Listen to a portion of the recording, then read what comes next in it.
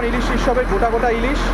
আর এটা যে কি মিস করছে এরা নিজেরাও জানে না, বাট আমাকে দেখে 50, 40, 50 তাই বৃষ্টি সব তোকে নেবো।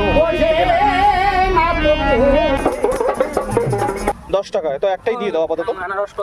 সুন্দরবন ইলিশ উৎসবের তৃতীয় দিনে কিন্তু একদম সকাল সকাল রেডি হয়ে বেরিয়ে পড়েছে। আজকে কিন্তু একদম বাড়ির উদ্দেশ্যে রওনা হচ্ছি, তার জন্য কিন্তু রেডি হয়ে লঞ্চ ঘাটে চলে এসেছি। লঞ্চ ঘাটে কিন্তু অনেকটাই ভিড় ছিল, আর আমাদের সঙ্গে রয়েছে কিন্তু ডিজে অরুণ, আর আমাদের হচ্ছে ইউনিভার্সাল ট্রাভেলসের ওনার মিঠু। তোমরাও কিন্তু ইউনিভার্সাল ট্রাভেলসের আন্ডারে এই প্যাকেজ নিয়ে চলে আসতে পারো একদম সুন্দরবন, দারুণ সময় কিন্তু কাটাতে পারবে।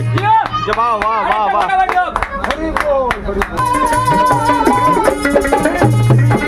আজকে সকালের টিফিনে কিন্তু ছিল নানপুরি, তার সাথে কিন্তু চানা ছিল, আর এদিকে কিন্তু দুপুরে রান্না হচ্ছিল। আজকে কিন্তু হবে ইলিশ বিরিয়ানি, তাই তোমাদের সাথে একটু শেয়ার করার চেষ্টা করলাম।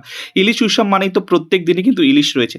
তারপর কিন্তু আমাদের বোটে দিয়ে দিল চা খেয়ে নিলাম। সকালবেলা চা খেলে তো খুব ভালো লাগে। তারপর কিন্তু আমাদের প্রথম ডেস্টিনেশন আজকে শেষের দিনে একটাই জায়গায় ল্যান্ড করবে, সেটা হচ্ছে লোকনাথ বাবার মন্দির। এটা হচ্ছে বিজয়নগর, একদম বিজয়নগর থেকে নেমে চলেছি, একদম চলেছি রাস্তা ধরে, একদম গ্রামীণ রাস্তা রয়েছে বিজয়নগর, সেখানে রয়েছে লোকনাথ বাবার মন্দির। যেতে যেতে এই কাকিমার থেকে কিন্তু আচার কিনে নিলাম, তারপর একটু আইসক্রিমও কিন্তু খেয়ে নিলাম।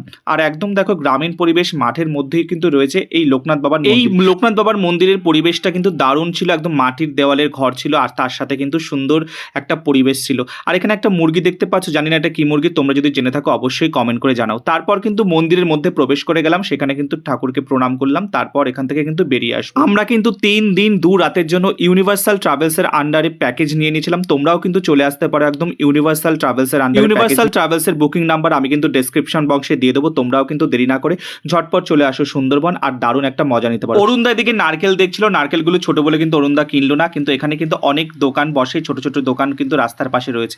আর কিন্তু রয়েছে এখানে ডাব তো খেতেই হবে, আর ডাবগুলো কিন্তু 50 টাকা করে ছিল, 40 টাকা, বিভিন্ন দামের ছিল। তো একটা ডাব নিয়ে নিয়েছিলাম। ফাইনালি দেখো ডাবের জলটা কিন্তু খেয়ে নিচ্ছি, আর খুব তৃষ্ণাও পেয়েছিল, তো খুব রিলিফ লাগলো। এর মধ্যেই কিন্তু ঝমঝমিয়ে বৃষ্টি নেমে পড়লো, তাই একটু ওয়েট করতে হচ্ছিল। আর এই দাদাকে তোমরা তো সকলেই চেনো, বাঘে কামড়িয়েছিল ওনাকে। তারপর কিন্তু আবার আমরা লঞ্চে উঠে গেলাম। পরবর্তী ডেস্টিনেশন আর কোথাও নয়, আমরা কিন্তু একদম চলে যাব সোনাখলি। তার মধ্যে দেখো একদম পিওর মধু সুন্দরবন থেকে কিন্তু নিয়ে নিয়েছিলাম। আর নৌকো কিন্তু এগিয়ে চলেছে, আর আমরাও কিন্তু চলেছি, তার সঙ্গে রয়েছে জমিয়ে আড্ডা, খাওয়া দাওয়া সবকিছু। আর এদিকে দেখতেই পাচ্ছ, এদিকে কিন্তু অরুণদা এদিকে লঞ্চ চালাচ্ছিল, তাই লঞ্চের একটু ভিডিও করে নিয়েছিলাম, আর খুব মজা হচ্ছিল। শেষের দিনে কিন্তু তারপর কিন্তু খাওয়া দাওয়ার সময় চলে আসলো। আজকের মেনুতে কিন্তু ছিল ইলিশ বিরিয়ানি, আর তার সঙ্গে কিন্তু ছিল চিকেন কষা আর স্যালাড ছিল। আজকে লাস্ট দিনে কিন্তু ইলিশ বিরিয়ানি আর চিকেন কষার দারুণ দারুণ আইটেমগুলো ছিল। লঞ্চ কিন্তু এদিকে এগিয়ে চলেছে, সঙ্গে দারুণ একটা মনোরম পরিবেশ। ফাইনালি কিন্তু লাঞ্চ টাইম হয়ে গেল, আর খেয়ে নিলাম আজকে ইলিশ বিরিয়ানি। লং গ্রেইন রাইস, তার সাথে আলু রয়েছে, আর ইলিশ মাছ কিন্তু রয়েছে। দাদা আপনি কি ইলিশ বিরিয়ানি খাবেন না?